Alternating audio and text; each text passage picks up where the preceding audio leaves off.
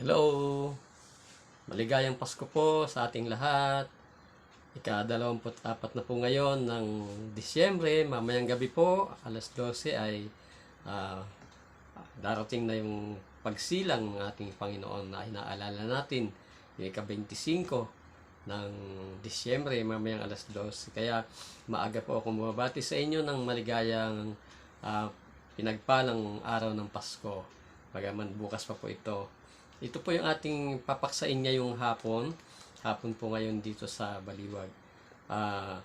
Araw ng Pasko. Ang ating topic ngayon ay ang tunay na diwa ng Pasko or ang unang Pasko. Ang tunay na kahulugan ng unang Pasko. At marami ang ating naririnig na mga salita na galing sa ating kapwa, sa ating mga mahal sa buhay, mga kababayan, na sinasabi nila na ang Pasko raw ay pambata lang yan. Makikita natin na ang mga hindi dahil sa hindi natin nalalaman ang katotohanan ayon sa Bible, ang Pasko po ay hindi lamang po pambata. Ito po ay para sa ating lahat, mga bata at matatanda. Sa bata raw kasi mga regalo. Ang totoo nun, ang ating matatanda, mas kailangan natin ng Pasko sapagkat ito yung araw ng pagsilang ng ating tagapagligtas at kailangan natin tanggapin ang ating Panginoong Hesus. Ito yung regalo ng Diyos, ang pag-ibig ng Diyos na ipinakita, na sabi nga ibinigay ang kanyang anak para sa ating katubusan. Kaya ito pong Pasko hindi lamang pang bata kundi pang matanda rin po, lalo na upang tanggapin natin ang regalong kaloob ng Diyos Ama, ang ating Panginoong Hesus na bilang ating manunubos, no? Kaya po dapat nating malaman ang katotohanan. At isa pang malungkot pagka Pasko daw ay pag walang bago ay malungkot ang tao, at saka kung walang natatanggap na regalo. Ayun nga po ang ating dapat malaman, na mayroon po tayong regalo na natatanggap tuwing Pasko, at ito nga ang ating Panginoong Hesus na inaalala natin. Lalo na kung hindi pa natin alam ang tunay na kadahilanan bakit nagkaroon ng unang Pasko. Yung pong iba pang maling haka ay itong sinasabi na mas importante daw sa kanila yung bagong taon kaysa araw ng Pasko. Na mali rin po yun para sa ayon sa tamang katuruan ng Biblia. Ang araw po ng Kapaskuhan, bagamat hindi ito ang eksaktong petsa ng pagsilang ng ating Panginoon, sapagkat wala nga po nakaalam, wala nakakatiyak, kahit anong grupo ng pananampalataya, walang eksakto kasi wala pong nakasulat sa Biblia, ay ating pong pinapahalagahan ang naging kaarawang ito ng Disyembre 25, na itinuring na araw ng pagsilang ng ating Panginoon. Pinapahalagahan po natin itong, at dapat na mas pahalagahan po natin kaysa tinatawag na pagsalubong sa bagong taon. Kung mahalaga po sa atin ang bagong taon, nawa po ay mas gawin po nating mas mahalaga ang araw ng Pasko. Pareho pong mahalaga, pero mas mahalaga yung araw ng Pasko. Kasi po ito talaga ang pagsilang ng ating tagapagligtas na manunubos, ang ating Panginoong Hesukristo na ating ginugunita. At ito po ay naisa batas na po at na naging panuntunan na. Ganin din po na ang sabi ng marami, nakakalungkot din po kasi nakakalimutan na nung maraming tao yaong may kaarawan. Kasi nga nalulungkot niya ang marami doon sa kapag walang Noche Buena, walang masasarap na pagkain, kukunti lang ang handa, walang regalo, walang bago, na masyadong nakakalungkot sa tao. Nasanay po kasi tayo sa ganun. Pero wag po nating dibdibin yon, sapagkat ang nakakalimutan natin doon ay ang may kaarawan. Sino ba ang may kaarawan sa araw na yon? Di naman tayo para regaluhan tayo, di ba?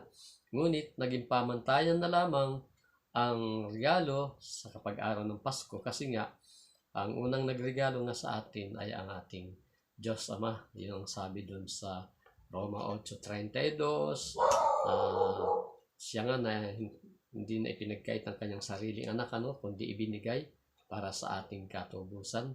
At doon din po sa unang Juan 4:9, ganoon na ito ang dito makikita ang pag-ibig ng Diyos. Hindi sa tayo ang unang umibig, kundi siya ang unang umibig sa atin, ibinigay ang kanyang anak. Yun po talagang regalo, kaya nauso yung regalo kapag Pasko. Okay lang naman po yun. Tama po yun na magregaluhan, pero wag po nating dibdibin, damdamin kung talagang kulang tayo sa regalo. At sa pa pong namamali tayo ng pananaw, itong tuwing magpapasko ay talaga namang umuusok ang mga paligid sa makikita natin na puro nagkukulayang pula ang mga kasuotan ng mga tao sa mga mall, ng mga nagtitinda, mga nagtatrabaho sa mga mall, mga tindahan, halos lahat ng mga establishments. Hindi nawawala yung kasuotan na tinatawag nating costume ni Santa Claus. Nakakalungkot nga po yun para sa isang tamang pananaw na dapat na mas matanyag ang ating Panginoong Hesukristo. Nakuha po nyo? Hindi po dapat maging mas tanyag si Santa Claus. Hindi natin ito pinipintasan, ngunit ating binabati na atin nawang mas maintindihan na kung tayo ay nagpupugay kay Santa Claus, sinusuot natin yung mga kasuotang yon, dapat mas bigyan natin mas pansin, halaga ang may kaarawan sa araw na yaon, ang pangalan ng ating Panginoong Hesukristo. Kaya po mahalaga rin yung Christmas tree sa mga bahay. Kaya dahil ito ang nagpapatunay ng andun yung pangalan ng ating Panginoong Hesus na kabungad. Christmas, yun ay Christ. Yun, kita po natin na kung may Christmas tree, okay po na mas maganda kaysa sa mas marami kang picture, costume na binibida natin or ipinapahayag yung mga Santa Claus costume na panawag pansin. At ito ay binabati lang natin na hindi siya mali, pero dapat mas malamang ang ating Panginoong Hesus, kanyang pangalan. Idikit natin kung gusto nyo, pagdidikit nyo sa mga dingding, sa mga pinto, ang pangalan ng Panginoong Hesus. Kasi po, masakit naman sa kanya yon. Sa halip na siya ang makilala, mas maalala, naging daan para ang kanyang pangalan at ang kanyang alaala ay natatabunan ng mga ganong tanawin. At ang totoo po, napakahalaga ng pagkaparito ng ating Panginoong Hesus, mga minamahal ko. Ang kahalagahan ng kanyang pagparito ay para gawin ang kalooban ng Diyos Ama. Yun ang kanyang salita doon sa Hebreo chapter 10, 9 and 10. Sabi roon na isang katawan ang nihanda mo para sa akin, sabi ng Panginoong Hesus, upang ako'y naparito sa balumbon ng aklat na ito, nasusulat ang tungkol sa buhay ko, sabi niya, upang gawin, O Diyos, ang iyong kalooban. At yun ang layunin ng pagparito ng Panginoon. Ano ba kalooban ng Diyos? Upang lahat ng mga manampalataya sa kanyang anak ay kanyang bibigyan ng buhay na walang hanggan at kanyang ibabangon sa huling araw. Naalala natin yan sa aklat ng Juan, Kabanata 6, talatang 40. At nakalagay rin din sa mga pagkaparito ng ating Panginoon, mga minamahal ko, ay yung upang iligtas, hanapin, iligtas ang mga nawala. Yun ang sabi niya sa aklat ng Lucas chapter 10 yan. Chapter 19 verse 10. At talagang napakadaming dahilan ng pagkaparito ng ating Panginoong Hesukristo. Hindi lamang para magpasko tayo. At tunay na dapat natin ipagdiwang ang Paskong ito sa tuwing lasapit ang Pasko para ating ipagpasalamat ang dakilang bagay na pagkaparito ng ating Panginoong Hesus upang siya ay tumawag ng mga makasalanan. Lahat tayo ng makasalanan, sabi niya, hindi ako nangangailangan or hindi niya tinatawag ang mga walang sakit, kundi ang mga may sakit. Yun yung sakit ay ang kasalanan. Hindi niya tinatawag yung mga matutuwid. At kasi yun yung matutuwid yung mga Pariseo noon. Ang tinatawag niya at ang hinahanap niya, ang ipinarito niya yaong mga makasalanan. At naparito siya, ang mga minamahal ko, upang ihandog ang kanyang buhay na pangtubos para sa ating kaligtasan. Mga talata niyan, Matthew 20:28. Gayon din upang siya ay mangaral. Sabi niya, naparito siya para mangaral. Ipangaral ang kaharian ng kaharian ng Diyos. Okay. At maganda pa yung sinabi niya isa, naparito rin daw siya para ang mga nangakakakita ay mga bulag at ang mga bulag ay mga kakita. Ayun, napakatalinghaga ng sinabi ng ating Panginoon. Yung mga bulag, dahilan yun para makakita. Kaya naparito siya. At ang bulag na yun, mga spiritual po yun. Pero sa tunay na buhay, ng gamot po talaga ang ating Panginoon. Nagpadilat ng mga matang bulag.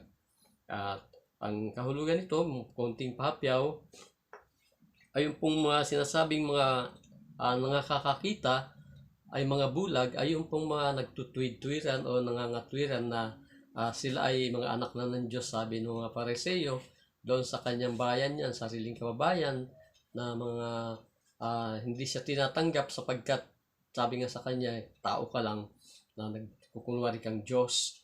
Sabing ganon. Kaya hindi po siya tinanggap at sila ro ay anak ni Abraham. Kaya nakakakita sila, sabi ng Panginoon. Ngayon, mabubulag sila sa spiritual pagkat hindi sila nakakilala sa Panginoon. Hindi siya nakilala. At yun ang naging bulag sa spiritual. Yun namang nanampalataya, gaya natin, na mga bulag naman tayo, ay nakakita naman tayo sa Mesiyas. Nakita natin ang kanyang pagliligtas. Naunawaan natin ayon sa Bible. Kaya po, talinghaga yun, no? Ayon ng napakahalaga sa pagkaparito ng ating Panginoon ng unang Pasko. At para magdala ng buhay, kaligtasan. At nagdala rin po siya, sabi niya, hindi siya naparito para magdala ng kapayapaan, kundi ng tabak at apoy. Aba, talaga naman, ang tabak na sinasabi dito ay ang salita ng Diyos. Tapos yung literal niyan, talagang tabak para magkaalit, magkaaway ang mga biyanan na babae, biyanan na lalaki ng mga manugang or sambahayan, magkakawatak-watak. At yun ang literally para magdala ng apoy at tabak. Pero ang tunay na apoy at tabak na isinisimbolo nito ay ang salita ng Diyos. Yun po, sabi niya, naparito siya para magdala rin ng tabak, hindi ng kapayapaan. At napakahalaga rin ng isang sinabi niya, naparito at nahayag ang anak ng tao, nga siya nga po yun, sabi ng unang Juan 3:8, upang iwasak, to destroy the deeds of the devil, para iwasak ang gawa ng dyablo. At yun po yung winasak niya, yung gawa ng dyablo doon sa Hardin ng Eden, sa buhay ng ating unang mga magulang, na naging sumpa yun hanggang sa ating kapanahunan, nadamay tayo. At yun po ang nawasak. Naputol po yun once na tayo sumampalataya sa Kanya at natubos po ang sangkatauhan mula sa pagkakasala. At ang bisa nito ay tumatalab kapag tayo ay nanampalataya, tinanggap natin siya bilang atin siyang Panginoon at tagapagligtas. Nawasak po. At iyon po ay sinuportahan sa Hebreo 2:14 na sinasabi upang malipol ang dyablo sa pamamagitan ng kanyang kamatayan sa krus. Yun po ang tumalo sa dyablo, yung kamatayan ng ating Panginoong Hesukristo, no? Kaya parang salungat, kung titingnan natin, namatay ang Panginoong Hesus para bagang nung mamatay siya ay nagtagumpay ang dyablo, no? Kaya pati mga alagad nalungkot noon nung siya namatay. Ngunit hindi nila namalayan na totoo yung sinabi niya nung siya nabuhay na maguli, doon na nagumpay ang ating Panginoon at naging mananagumpay ang lahat ng sasampalataya sa Panginoong Hesus. Matutuloy at natuloy ang kaligtasan na kanyang ipinarito para tayo ay maligtas at managumpay laban sa dyablo. Doon po nalupig. At tayo po ay naibalik doon sa liwanag na dati natangay tayo sa dilim, sa kaharian ng dyablo, at natubos po tayo dinala tayo ng Panginoong Hesus sa kanyang kaharian, no? Sa liwanag ng kaharian ng anak ng Diyos. Kaya po, natubos na tayo. Naganap na yung katubusan at yun po ay nung siya ay mamatay at muling nabuhay mula sa mga patay. Kaya tayo po ay naging mananagumpay. Sabi ko na nga po nung huling pag-aaral natin, nakaraang linggo, lahat ng tao ay muling mabubuhay. Lahat ng tao ay may buhay na walang hanggan. Ang pagkakaiba lang sa dalawang lugar na pupuntahan. Isang sa parusahan, buhay na walang hanggan rin po yun, at isang buhay na walang hanggan sa piling ng ating Panginoong Diyos at Ama. Doon sa buhay at sa piling ng ating Panginoong Hesus.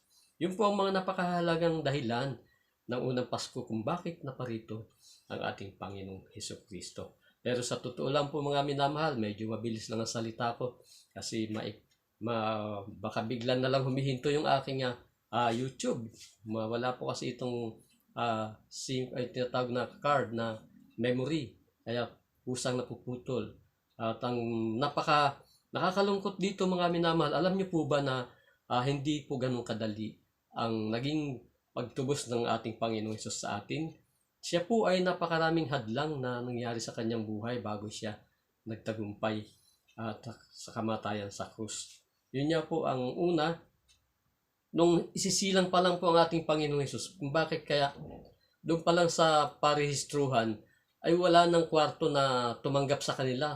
Napaka gaganda ng ugali ng mga Israelitas, pero nagkataon nung gabi na yun na siya isisilang kagampan ng kanyang mother na si Mary, ay tinanggihan, wala raw kwartong bakante.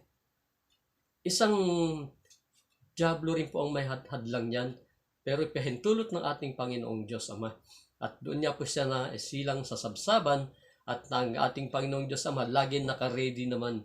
Kumbaga sa chess, kapag umatake si Satanas, ay nakaabang ng ating Panginoong Diyos Ama para siya i-check ulit. Ganun po ang sitwasyon.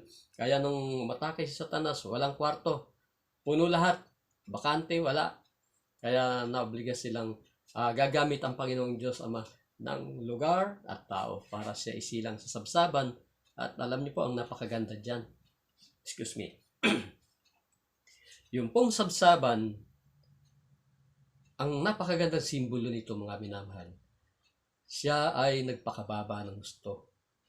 Nagpakababa, sa sabsaban siya nasumpungan upang ang lahat ng mga taong pinakamababa na uri ng tao sa lupa, yung pinakahamak, ay maabot ng ating Panginoong Hesus. At maabot rin po niya. Nakuha niyo po. Kung kaya sa sabsaban siya, isinilang, tanda ng kanyang pagpapakumbaba. Na hanggang sa pinakamababang uri ng tao, maabot niya para mailigtas ang kaluluwa. Yun po, akala ng diablo, kung mawala ng kwarto mo, magkakasakit yung bata na yun, mamatay yan pag hinilang sa dumi ng dumi ng hayop, pwede ano doon, yung tinatawag na yung infection. Ganun po, pwedeng magkasakit yung bata. Mamatay ka agad, hindi pa magaganap yung pagtubos. Yun po ang mga hadlang yan. Isa pa, tinanggihan siya ng kanyang mga kababayan. Sabi sa Juan 1:11, pagparito niya. Tinanggihan siya ng kanyang sariling kababayan. Bago doon, may grabe pa nga pala. Noong ang Panginoong Hesus ay nasa, humigit ko mula sa parang dalawang buwan na yun. Yan. Excuse me. Nung dumating ang 3 pantas, sabi nung Biblia, ipinatawag ng Haring Herodes yung 3 pantas. Nakibalita na kung saan matatagpuan yung batang sanggol na hari, ay sabihan siya, si Haring Herodes, sabi doon sa 3 pantas, upang siya man daw ay makaparoon at sasamba. Tama nga. Yung pala ay trap pala nung hari yun para maipapatay ang ating Panginoong Hesus. Upang hindi dumating sa punto ng kanyang edad ng pagtubos. Yung po ay hadlang ng kaaway yun. At salamat sa Panginoon na pinagpanaginip ng Diyos ang ating 3 haring ito, ng ating Diyos ang 3 hari. At hindi man hari ang nakalagay sa Bible, pantas po eh.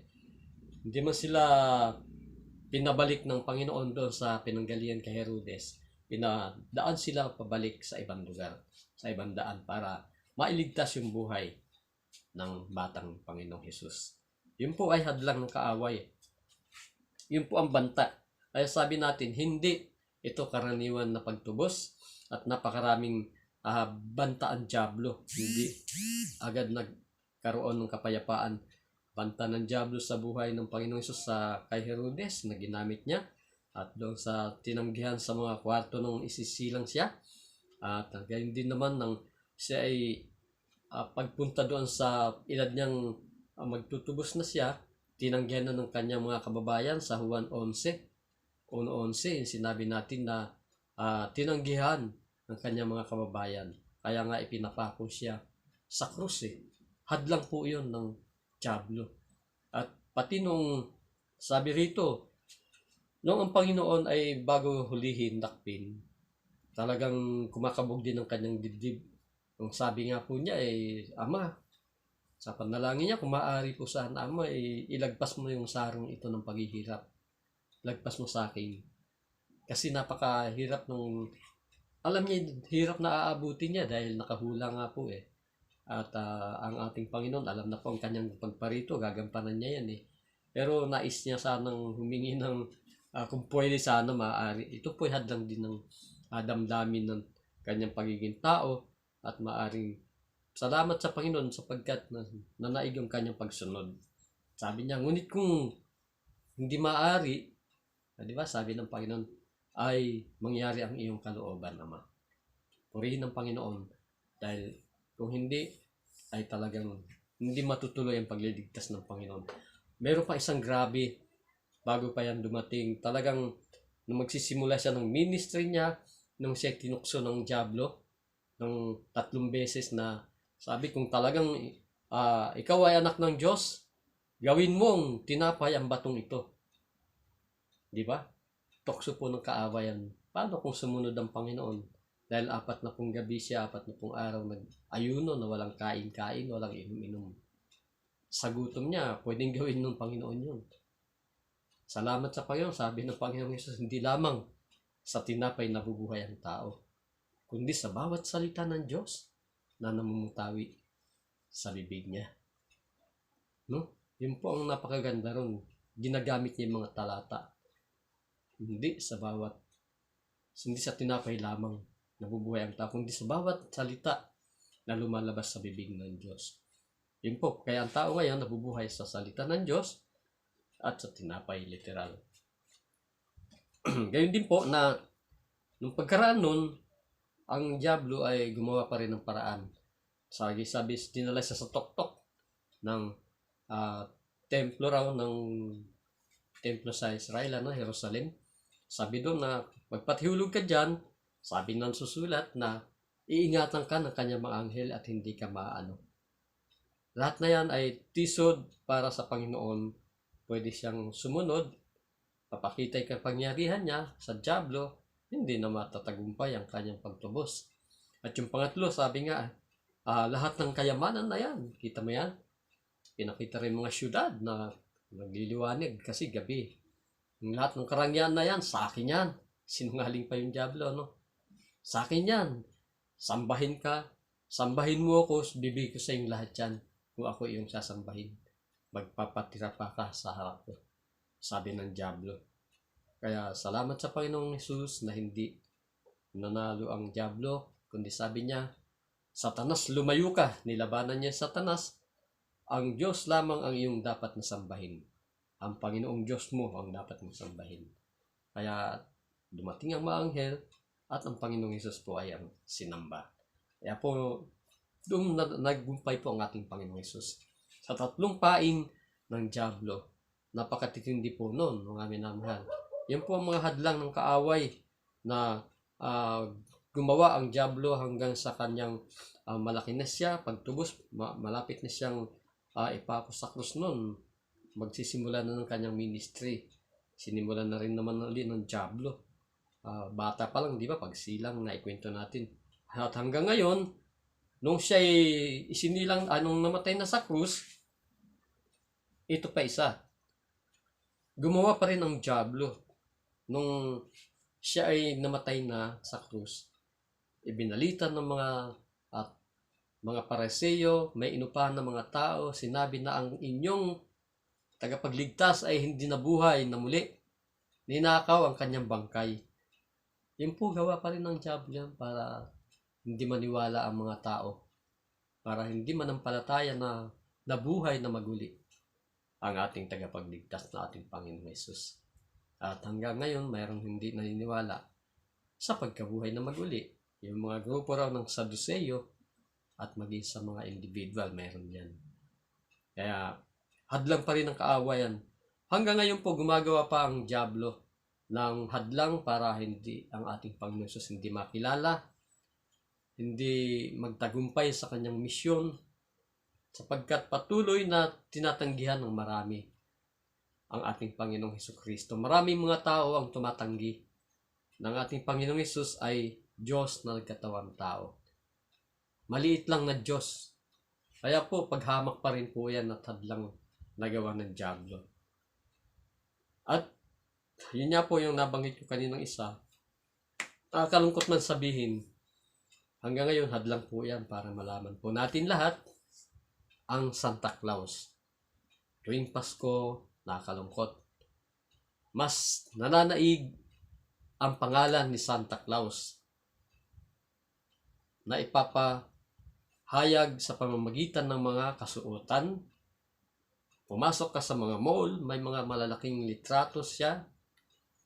Ang mga nagtitinda ay nakaka-uniforme, nakasombrero kaya ng sombrero ni Santa Claus, nakasuot ng pula. Nakakalimutan natin ang may kaarawan, ang ating Panginoong Hesukristo. Yun po ang ibig kong iparating, mga minamahal. Hadlang pa rin po yan, nagawa ng Diablo, upang ang ating Panginoong Hesus patuloy na wag maitaas. Nakakalungkot, marami ang nadadamay. Kapag tayo mga Christian na tinatawag, Kristiyano, na mananampalataya, at nagtatrabaho ka doon, maobliga ka magsuot noon. Siyempre, ang naitaas nyo ay hindi ang Panginoon, kundi si Santa Claus. Yun po ang ibig kong sabihin na hadlang ng kaawayan. Hindi maalala ang pangalan ng may kaarawan sa araw na ito ng Pasko. Na ang tunay na diwa ay nakita natin ng kahalagahan ng kanyang pagkaparito upang ihandog ang kanyang sarili at mamatay sa krus, katubusan ng sangkatauhan at muling nabuhay upang sa sino mang sumampalataya tumanggap sa kanya ay magtamo ng buhay na walang hanggan at pagkabuhay na maguli.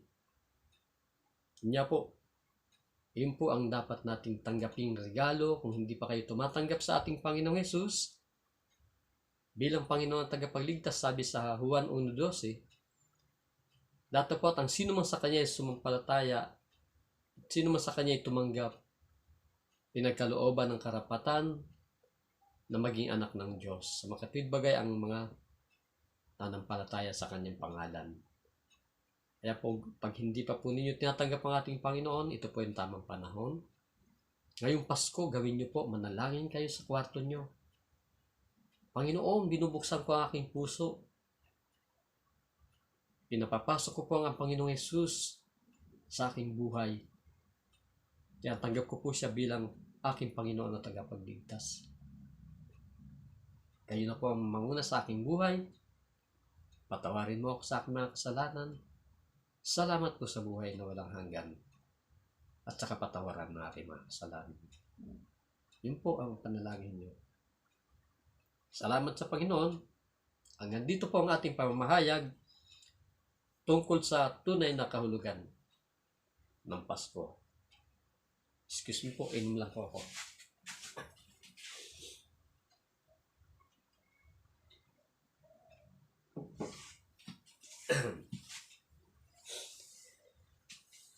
Binabati ko na rin po ang ating mga kasamahan sa Kwentuhang Baliwag at iba pa. Merry Christmas po sa buong grupo. Sir Giovanni Labaw, Sir John Peter Baliwag, Sir Rogelio Buson, sila Mabel Maniego, Rolando Victoria, Jackie Casimero, yan mga kasamahan natin yan sa Kwentuhan Baliwag, si Ma'am Adelina Angeles, Lolita Datig, at si Mr. Romulo de Mesa. Yan po, mga kasama natin yan sa si Brother Arnel Valencia. Marami pong iba, mga kababaihan pa natin sila. Sister LV, at si Paring Sani, kami rin, mga taga-Baliwag. Natutuwa tayo sila Cesar Labaw, ating Brother Cesar at Mrs. niya. At marami pang iba pong mga kasama rito. I think nasa 6,000 daw po ito. But ngayon, binabati natin silang lahat sa Merry Christmas sa ating lahat, sa buong grupo ng Kwentuhang Baliwag at iba pa. Ngayon din po ang aking family na hindi ko nababati ng diretsahan sa Tanawan Leyte. By the way, si Mano Rodring muna. Merry Christmas sa inyo, Mano Rodring at Mana Eli, buong pamilya nyo. At mapagpalang Pasko. Ngayon din sa Tanawan, aking mga pamilya doon, Santo Niño, sila Manayak, yan, buong pamilya Manayak, Manolino, sila Jab, Kapitan Captain, Jab, Alex Jab Meralies, ng Santo Niño, mag-asawang Alex at Dayan, mag-asawang Albert at si Janice, mga pamangkin ko, mag-asawang Junior Pusong, si Alan at si Maya sa mga Mirales, sa Tacloban naman sila. At gayon din si Malin at si Ariel. Gayon din si sila Leia at si pangalan ng asawa mo, sila mga kapatid naman, mga pamangkin ko, sila Josie at saka si Landa, tapos si Noel at si Lisa, at si Edwin, si Gary, at sila Binyong, nandyan din si Binyong sa may bandang di ko alam yung lugar nila, sa misis niya, Binyong namatay na po yung asawa, aking pamangkin niya si Binyong Mindigo. At yan din po ang aking mga pamangkin sa lugar dyan ng Santo Niño na ibang apelido naman, sa mga Donya, mga Miralles. Yan din po ang aking mga kamag-anakan na Merry Christmas sa inyong lahat. Lahat po ng Lopera, Mindigo, Indik, Kumpyo. Merry Christmas sa inyong lahat dyan. Mapagpalang Pasko, pagpalain kayong lahat ang ating Panginoong Diyos. Ganyan din po ang mga Mindigo dyan sa kila Romy at si Rosana, ang kanyang buong sambahayan. Yan din sila Tirso, sila Romy sa kabilang kalsada, Tatay Ronding, yung magkakapangalan po kasi yan, Romy Mindigo sa lugar sa anak Tatay Usoy, si Rosana ang misis. Pagtawid mo, may Romy din pong Mindigo doon, at sa kay Tatay Ronding naman. Kaya pati sila, maraming mga kamag-anak natin dyan, di ko ganong kilala yung pangalan, pero sabi ko nga, 11 years pa lang nung umalis na ako dyan. Kaya binabati ko kayong lahat ng mapagpalang Pasko sa inyong kapitan, Alex Jab Miralles, at pati na sa inyong mayor na ating kamag-anak din yata, Texon ba? Mapagpalang araw sa inyong lahat dyan, maligayang Pasko. Hanggang kay Alvin pala, yung aking pamangkin na lingkod ng Panginoon na manggagawa, sa inyong Pastor Sam, at yan din sa kabila si Pastor Joel Lirios sa kabilang church nila Manaya. Mapagpalang Pasko sa inyong lahat ng mga members ng church inyo, kasama ni Alvin Miralles. Aking mga pamangkin sa Tacloban, maligayang Pasko rin sa inyo, sila Edison Lampayan, Edin Lampayan at si Eldon Lampayan. ang kanilang tatay na si Bayaw na Johnny Alampayan nawa ay patuloy na nakaka-recover sa kanyang mild stroke. At gayon din po si Mana Cirila Agabon, Mana Triponia Tibera. Merry Christmas po sa inyong lahat, mga pamilya nyo dyan, sa lugar ng family nyo, at lahat pa ng ating kamag-anakan na nakakakilala sa kilala kong kapatid ko ay si Mano Luther at si Mano Marian. Yan ang kilala nila. Kaya lahat po ay binabati ko ay lahat ng mga nakakakilala sa mga pamilya namin at mga kamag-anakan din natin. Maligayang Pasko sa inyong lahat, pati na sa ating pamilya dito sa Baliwag, kami ni Kuya Marian, Ate Paring, ang sambahayan niya. Gayon din ang aking may bahay na Nida, my love ko. Merry Christmas sa kanyang buong family rito, mga Villa Puerte, mga Maon, yan doon sa PL, sila Dang at si Joey na naliit. Yan din sila Evelyn, ang Pagala Christian Church members, kaming buting Pastor Renato Gonzales, Tipuring.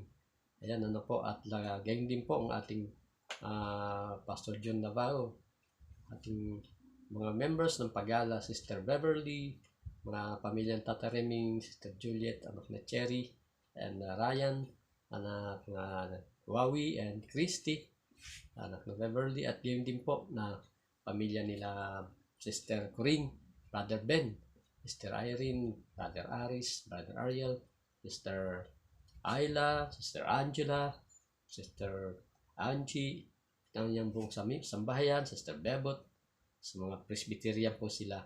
Gayon din po ang ating mga kapatid na nanamaming, Sister Charis. Merry Christmas po sa inyong lahat dyan, Brother Charil, at buong sambahayan po ninyo. Sister Sufing, God bless sa inyong mga sambahayan. Palang Pasko sa ating lahat. At gayon din po kila Ivy, at saka si Ladlito, Adriano, praise God sa ating artist na mga kasamang kaibigan na nagtuturo, mga artist na pintor po, si Brother Edward Oriza ng Atambubong, pamilya naman po nila Sister Connie sila, Sister Cherry, Father Ernie Gonzales, si Brother Edward, at gayon din po ang ating kaibigan, kapatid, si Brother Ferdy, Art Concept, na taga dyan din po sila sa may bandang Leyte, pero nandito siya ngayon sa Baliwag, ang ating artist na Brother Ferdy, na Aburita po ang apelido. Ayan. Salamat sa Panginoon sa inyong lahat. Ating kaibigan Frank Samson ng San Rafael, ngayon po ay nandito naman Frank Samson Bal Madrid. Ayan, sa ating kagrupo na mga nganta ng Pastor Ben Amaya, by D-Boy, na ating kagrupo, si Brother Lito. Ayan, yung aming grupo sa mga senior citizen. Ayan, purihin ng Panginoon na bawat isa nasa ilalim ng pag-iingat nating Panginoon, kasama ng ating mga kapatiran dito sa Pagala at sa Tangos, ang Sambahang Kristiyano, maging sa Sambahang Kristiyano sa bahay nila Tata Ponsing, Pastor Amboy Di Guzman, Kuya Eddie Gonzales, Pastor John Ramos, Atilani, Tibetia, at Brother yan, sa ating Brother Pastor Gani pala, Pastor Gani, Sister Malu, ayan, sa Suarez. Maligayang Pasko sa inyong lahat. Kaya Paring Henny, pamilya na si Paring Henny, La Roman, si Roy, si Roman at si Romel, anak kong Weng, Merry Christmas. Maring Lydia, gayon din po ang ating Maring Ruben at Maring Lid, Maring Carmeline. God bless din po sa inyong buong sambahayan.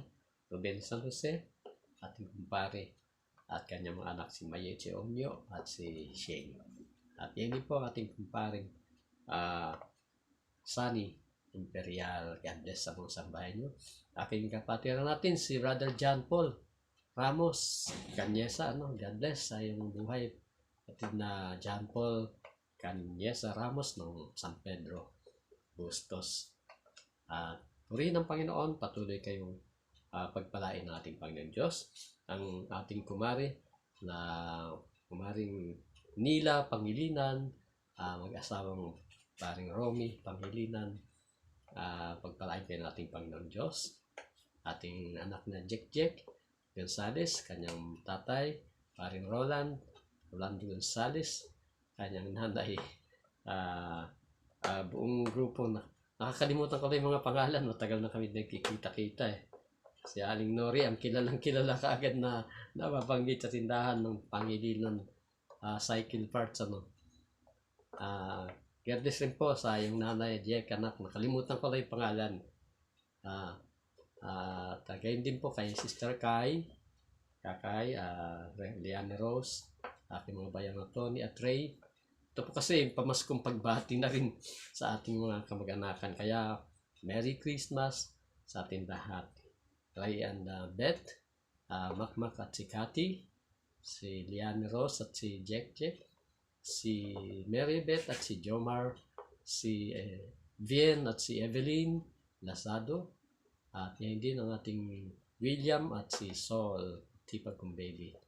Anak kong Oscar at Daisy, Leia at Ray Salvador, Oscar Francisco, Daisy. Ngayon din po ang aking may bahay ni Dano. At lahat ng aming mga apo, babanggitin ko kasi minsan lang po ito. Merry Christmas sa ating mga apo, kay Francisco na ngayon ay Ventura na po. Sila ni husband niya si Ervin Ventura ng Kalumpit, Bulacan. Okay, praise God, pagpalain kayo natin Panginoon sa mga ating apo doon sa tuhod, si Harper. Ngayon din po mga apo natin dito, kay anak na Oscar at Daisy, si Franciel, ang pangalawa, ang panganay ngayon si Franciel at si Daniela. Ang mga lilit naming apo, sila Rilo and Faith, sa anak ni Ray and Leia Salvador. Ayun. Sa mga bata natin sa kabila, sa hipag ko, mga apo namin dun si Jam, si Ada, at yung bagong baby nila Evelyn at Nivien, maging si Lucas na anak ni Saul and William. Anak naman ni Makmak at ni Cathy, si Caleb, si Marcos, saka si Kaidi. Ayan. Purihin ng Panginoong Diyos, mapagpalang hapon sa ating lahat. Kung meron pa akong hindi nabanggit, medyo nakakalimutan ko yung iba, hindi ko kasi nailistan lahat, ay binabati ko kayo ng maligayang Pasko at mapagpalang Pasko rin at masaganang bagong taon. Tandaan po natin, ang mas mahalaga ay ang Pasko. At kung bakit? Dahil ito yung araw ng pagparito ng ating Panginoong Hesus nang tayo'y kanyang dalawin noong unang Pasko. Ang kadahilanan yun niya, paghandog kanyang buhay na pantubos sa sangkatauhan. Mamatay sa krus, ilibing at muling mabuhay. Sabi ng unang Korinto 15, ayon sa mga kasulatan, dahil sa ating mga kasalanan. Hanggang dito, papalang hapon sa ating lahat. Merry Christmas, 24 po ngayon ng Disyembre. Ito ang inyong kapatid, kaibigan, kamanggagawa, at kakwentuhan, Badrilo Mendigo Lupera. Mabati sa inyo ng mapagpalang Pasko sa ating lahat. God bless everyone. Bye-bye.